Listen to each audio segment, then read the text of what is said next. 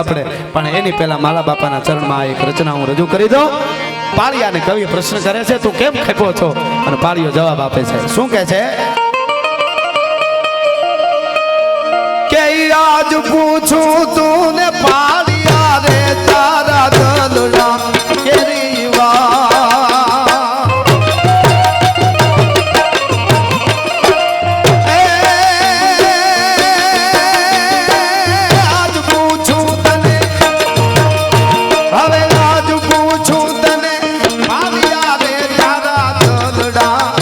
કેરી વાત રે તારા દલડા કેરી વાત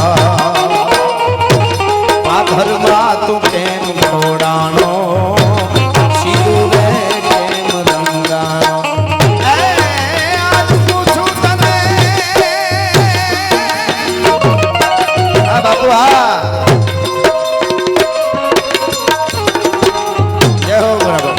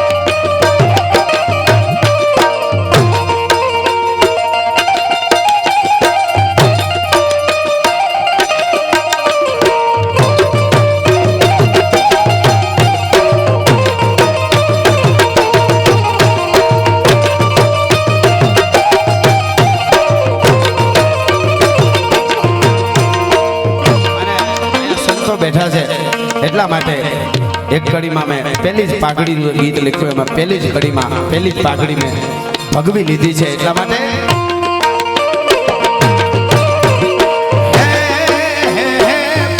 ભગવીને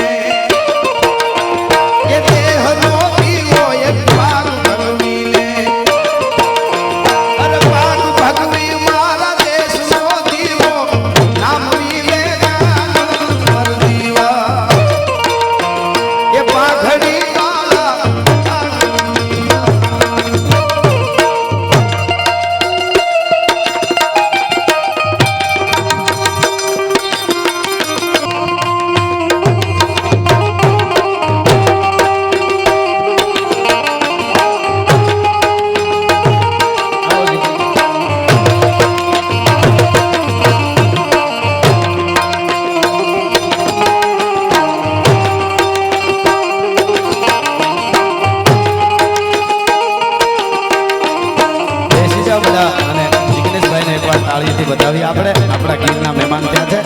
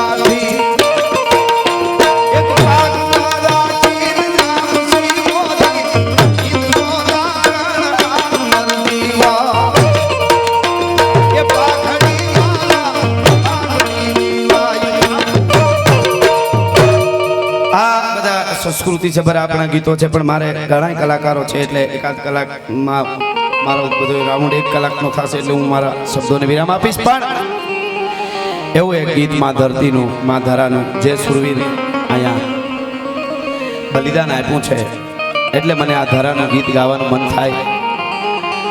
અમે જ્યાં જ્યાં જેણે જેણે ધર્મ માટે દેશ માટે બલિદાન આપ્યા છે એને કોઈ દી અમે ભૂલ્યા નથી સાહેબ. કોઈ પણ જ્ઞાતિનો માણસ હોય, અમારી પાસે 18 વર્ણની કંઈક ને કંઈક ઝીણી ઝીણી વાતો હશે જ, કોઈ પણ હોય, કંઈક તો બનાવ બન્યો હોય જ. પણ મારા દેશના ક્ષત્રિયોના એટલા ઉજળા ઇતિહાસો પડ્યા છે. ઉપરા ઉપર પુસ્તક ખડકતા જાઓ તો સ્વર્ગમાં પૂગવાની નિહાણી થઈ જાય તો વધે રાયતું ને રાયતે પૂરા ન થાય એટલી વાતો છે. પણ જેણે કાંઈ સારું કામ કર્યું એને અમે કોઈ દી ભૂલ્યા નથી. એટલે જ હું મારા પ્રોગ્રામમાં કાયમના માટે જાહેરમાં કહું છું કે અમે મહારાણા પ્રતાપની વાત કરી છે તો એની હારે હાકેમ ખાન સૂરની પણ વાત કરી છે. એ મુસલમાનનો દીકરો હતો પણ રાણાનો સેનાપતિ હતો, એના બચાવવા માટે થઈને પ્રાણ આપી દીધા, એટલે એનું બલિદાનની પણ અમે વાતો કરી છે. અને હાકેમ ખાન સૂર જ્યારે કામ આવ્યો અને એની છાતીમાં જ્યારે ભાલો ભાંગી ગયો અને નીકળતો નહોતો ત્યારે રાણા પ્રતાપ એને દફન વિધિ કરવી હતી. રાણા પ્રતાપની હારે હતો અને એને દફન વિધિ જ્યારે કરવી હતી ત્યારે ભાલું નીકળતું નહોતું. એટલે અમરસિંહ, મહારાણા પ્રતાપના દીકરા અમરસિંહ, એમણે એવું કીધું કે બાપુ હાકેમ ખાનની છાતીમાં ભાલું ભાંગી ગયું, એ નીકળતું નથી, તો હું માથે છાતી ઉપર પગ દઈને કાઢી લઉં. ત્યારે રાણા પ્રતાપે કીધું હતું કે હાકેમ ખાન તો મારું પ્રાણ છે અને હું રાણો પ્રતાપ જીવતો હોઉં અને કોને બાપની ત્રેવડ છે મારા હાકેમની છાતી ઉપર પગ દઈ શકે ભલા માણસ. અમે કોઈ દી વ્યક્તિ પ્રશંસા કરી જ નથી. જેણે જેણે જગતના ચોકમાં સારું કામ કર્યું, રાણા પ્રતાપને યાદ કરી તો હાકેમ ખાનને યાદ કરી છે, અમે ભગતસિંહને યાદ કરી છે, અમે રામપ્રસાદ બિસ્મિલને યાદ કરી, ચંદ્રશેખર આઝાદને યાદ કરી છે. તો એની હારો હારે અશફાકુલ્લા ખાનને પણ હું યાદ કરું છું. માં ભારતી માટે, દેશને આઝાદ કરવા માટે જેલમાંથી આ બાજુ રામપ્રસાદ બિસ્મિલ એ હિન્દુ હતો, આ બાજુ મુસલમાન અશફાકુલ્લા ખાન છે એ મુસલમાન હતો, પણ બે ભારતને આઝાદ કરવા માટે માં ભારતીના ગીતો ગાતા હતા. અને અંગ્રેજોના તળિયા છાંટવા વાળાએ એ વખતે કીધું હતું કે તારે હાકેમ ખાન સૂરી તું એકવાર માની જા કે કાકોરી કાંડ જે કર્યો છે ને એમાં આટલા એટલાના નામ હતા, એટલે તને ફાંસી નહીં મળે, તું છૂટી જઈશ અને આને બધાને ફાંસી મળી જાય. તેથી એ અશફાકુલ્લા ખાને એમ કીધેલું કે હું માં ભારતીને આઝાદ કરવા માટે નીકળ્યો છે, હું કોઈ દી જ્ઞાતિવાદની વાત ન કરું કરીને થપાટ મારી દીધી અને મારા આડા જેલના હળિયા છે, નકર પેલો તારો વારો હોય. આ કહેવાનો મારો અર્થ એ છે. અને છેલ્લી વાત, અમે ઝાંસીની રાણી લક્ષ્મીબાઈની વાત કરીને તો હજરત બેગમ, હજરત જે અવધની મહારાણી મુસલમાનની દીકરી હતી અને આઝાદ કરવા માટે દેશને લડી લડી અને છેલ્લે અંગ્રેજોને નમવું ન પડે એટલે અહીંથી નેપાળમાં એ બાઈ વહી ગઈ હતી. અને નેપાળમાં કાઠમંડુની પાસે એ બાઈની મજાર છે. એમ ઝાંસીની રાણી લક્ષ્મીબાઈને અમે પગે લાગી છે ને તો એને પગે લાગી છે. જ્ઞાતિવાદની વાતો અમે કોઈ દી કરી જ નથી. એટલા માટે એવું મને ગમતું એ ગીત, ये है अपना राजपुताना नाच से तलवार, ये है अपना राजपुताना नाच से तलवार, इसने सारा जीवन काटा बरसी से रिंगदारों पे, यहाँ तक का वतन पला है आजादी के नारों पे, भूत पड़ी थी जहाँ हजारों, भूत पड़ी थी जहाँ हजारों पत्नियाँ अंगारों पे, बोल रही है कण कण पे कुर्बानी राजस्थान की, इसकी पीछे तिलक रोजे धरती है। वंदे मातरम, वंदे मातरम, वंदे मातरम, आओ बच्चों तुम्हें दिखाएं जागी हिंदुस्तान की, इसकी पीछे तिलक रोजे धरती है बलिदान।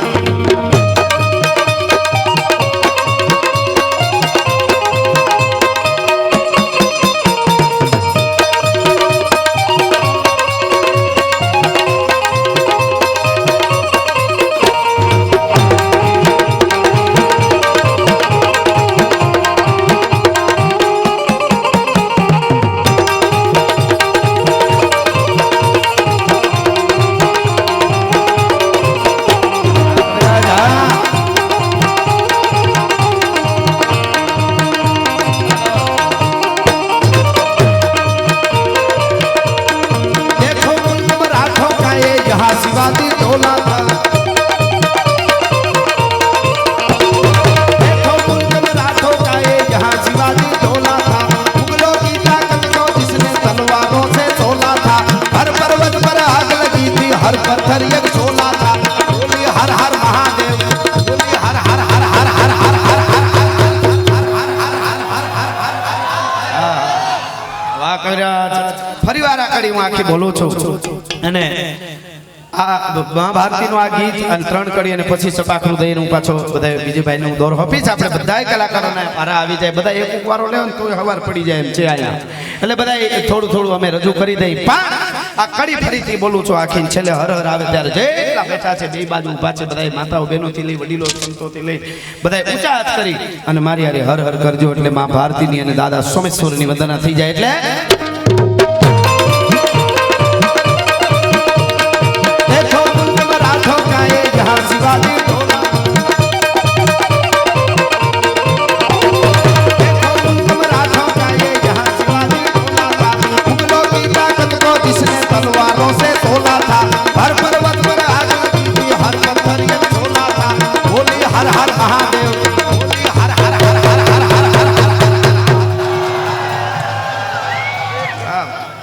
હવે એકવાર ઈકોનો આપતા ખાલી હાવ ચોખ્ખું આપો ખાલી એટલે હું મારે એકવાર બધાનો પડકારો સાંભળવો છે પરિવાર એટલા માટે હર હર હર હર હર હર હર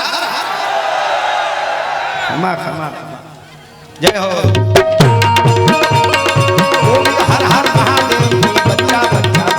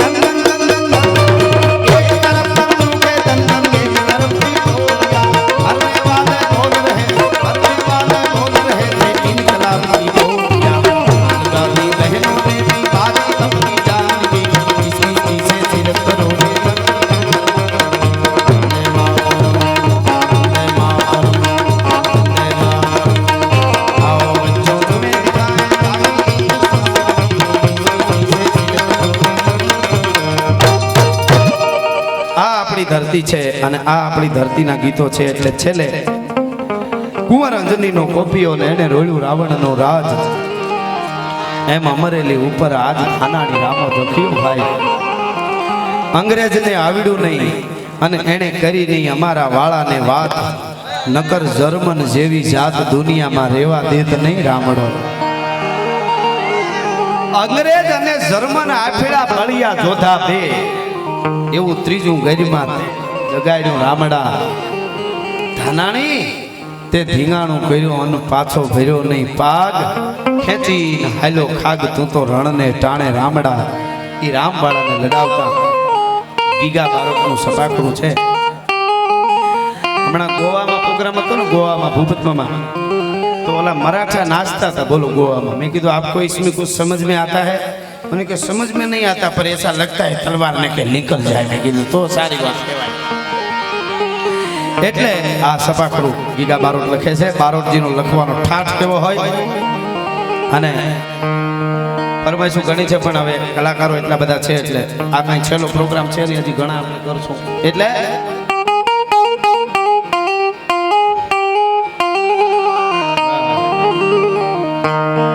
હાંધા દોડીયા પાંજરા વાળા હાંક લેથી બાગુ છૂટ્યા બાગુ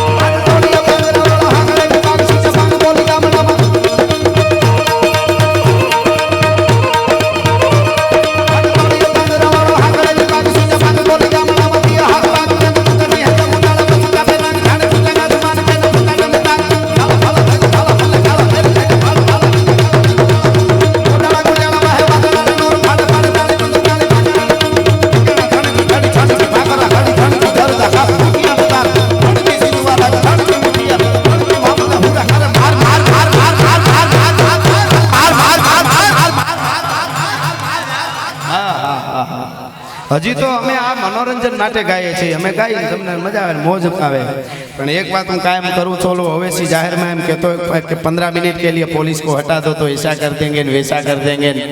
બીજી વાત તમને કહું, કોઈને ઓલું ન લાગે, હું ओवैसी ની વાત કરું છું તો મણિશંકર અય્યર ની કરું છું એની હારો। मणिशंकर अय्यर हमारा बोलो तो हमको यहाँ अच्छा नहीं लगता है, पाकिस्तान में अच्छा लगता है, तो पाकिस्तान भेड़ी नो थी जाए, अँ हूँ डाइटो छे એટલે જ્ઞાતિવાદનો હું માણસ છું જ નહીં। મણિશંકર અય્યરને કરું, ઓવૈસીને કરું, ભારતમાં જેને ગમે નહીં એના માટેની આ વાતો છે। પણ એમ કહેતો હોય કે આમ કર દેંગે તેમ કર દેંગે, ગોરખોદિયાના પેટના हम कायर नहीं है, हम प्यार से रहने वाले हैं, प्यार से रहते सब अच्छा है, પછી પાકિસ્તાન में कोई हंगर છે નહીં। આ દેશનો ક્ષત્રિય હાથમાં તલવાર લઈ અને યુદ્ધમાં ઉતરે અને ચારણો છંદ બોલવા ઉતરે, પછી દેવોને એની રીતે ગોઠવાઈ જાવ, એમાં દખલકારી ન કરવી જરાય। એટલે